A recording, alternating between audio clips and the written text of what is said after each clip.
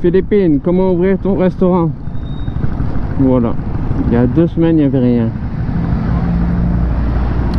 Ils ont fait couler du ciment là. Ils ont mis 2 bancs, une table. Ils ont construit un truc là-bas en bambou. Voilà. Ça, en 2 semaines, c'est devenu un jeepney. C'est ça le jeepney là, des bus. Une jeepney station et un restaurant. En 2 semaines, ça y est, voilà. Comment créer un propre restaurant avec rien. Voilà, c'est l'été, ça va, ça va rester. Et à mon avis, pas l'hiver, mais la saison des pluies, ils vont dégager à mon avis le restaurant. Ou ils vont avoir du mal à... Quand il va pleuvoir, à mon avis, ils vont avoir du mal. Mais ouais, c'est aussi vite que ça en fait. Aussi simple que ça. Tu loues une maison, tu loues... peu importe. C'est très, très facile ici. Les impôts, tu payes la moitié, tu payes même rien. Là, à mon avis, tu n'as rien déclaré. Voilà, c'est facile. Beaucoup plus facile qu'en France.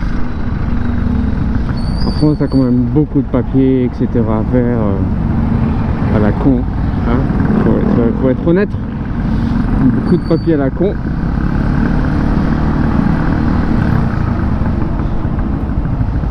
Deux ans et demi que je suis ici là.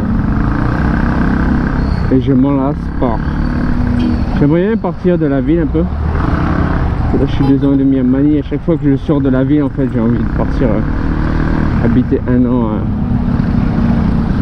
Passer 1 an sur une île, tu sais, ça serait bien. Mais bon, en règle générale ça va. Le travail ça va. Allez vas-y.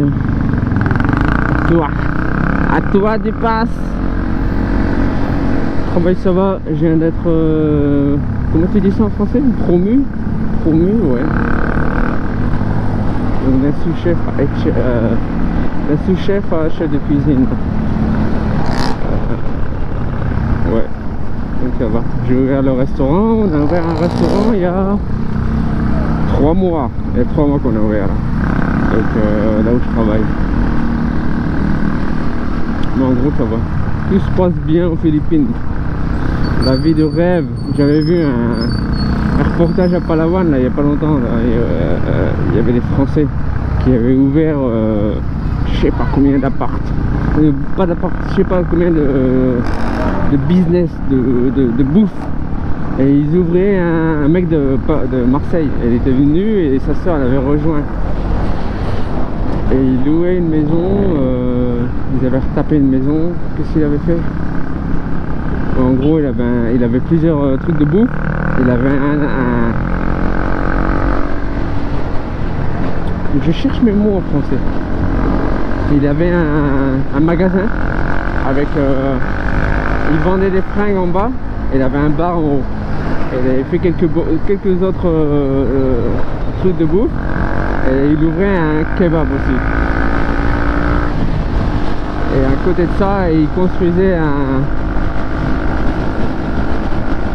un hôtel sur la plage en fait. Donc il louait le terrain à 50 000 euros par mois. 50 000 pesos par mois, ce qui est dans les 700-800 euros. Et il construisait un hôtel et après 13 ans, il avait un bail de 13 ans en fait. Et après 13 ans, il donnait l'hôtel au propriétaire en fait. Voilà. Donc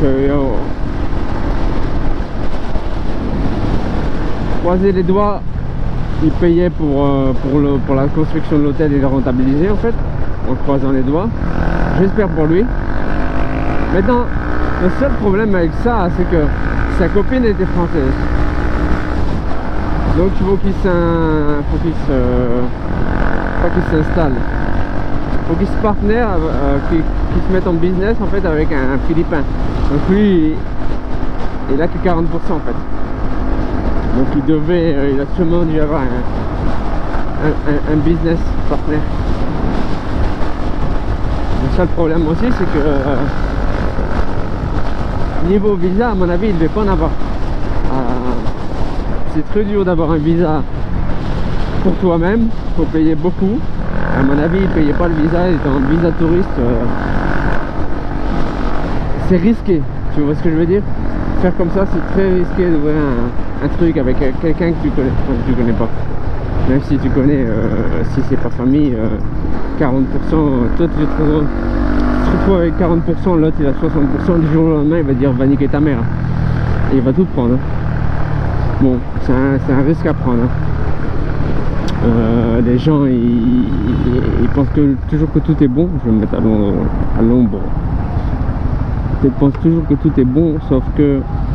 Oh. Vas-y. Ils pensent toujours que tout est bon jusqu'à ce que... voilà, ça parte en couille. Hein.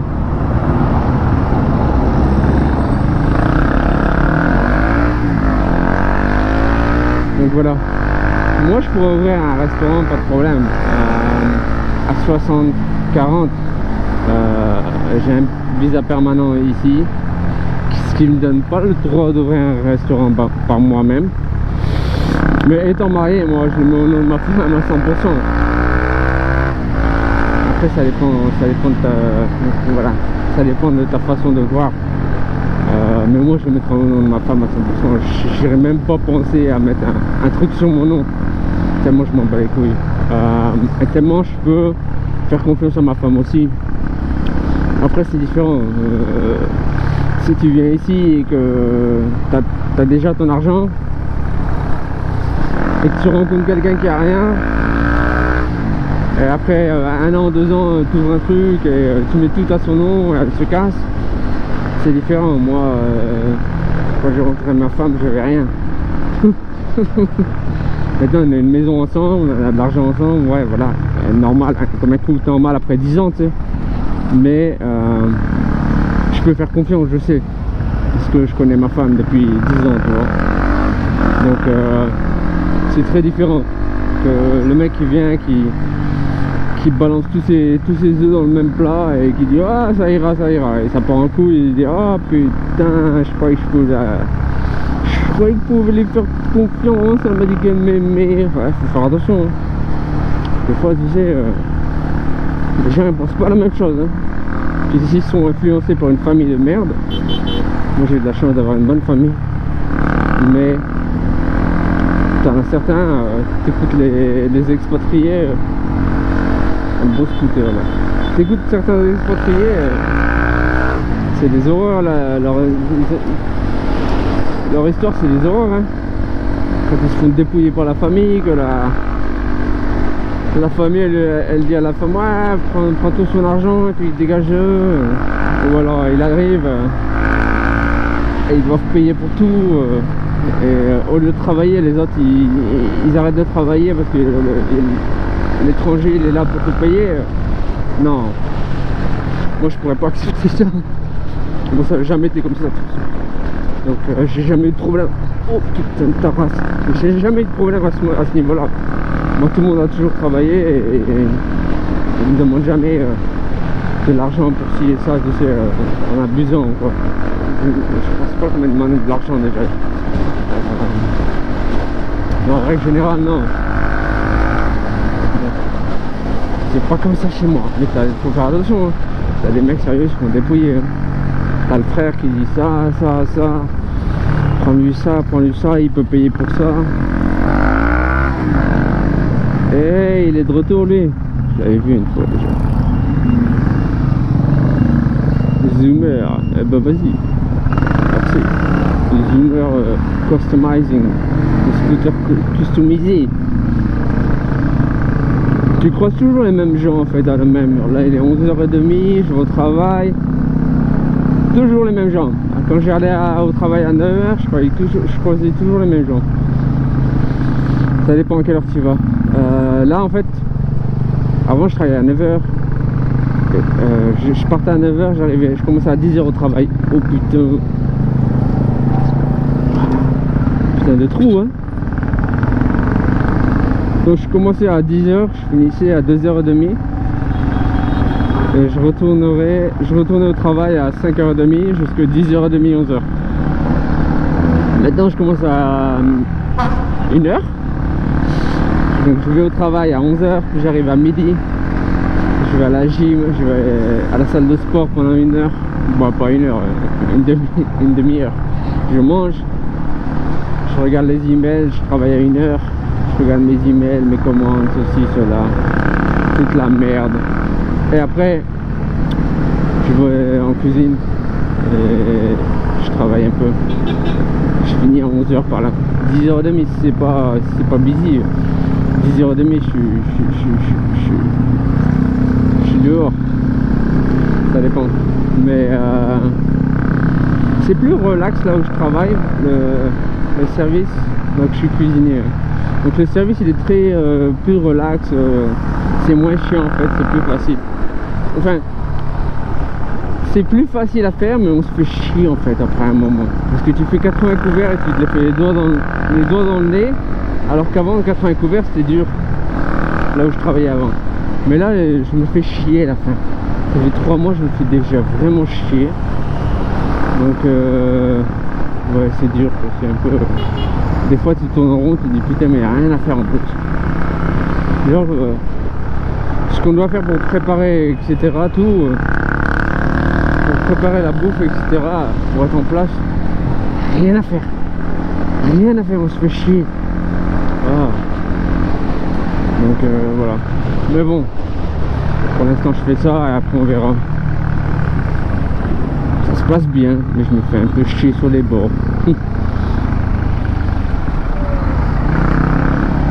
Donc voilà, c'était un petit vlog le matin. Abonnez-vous et mettez un like si vous avez aimé. Merci d'avoir regardé. Comme de ta race, ta mère la pute, enculé, va. Il sait très bien qu'il y a quelqu'un, il m'a vu dans le rétro et il garde du même. Il est toujours du même. Il est toujours du même côté.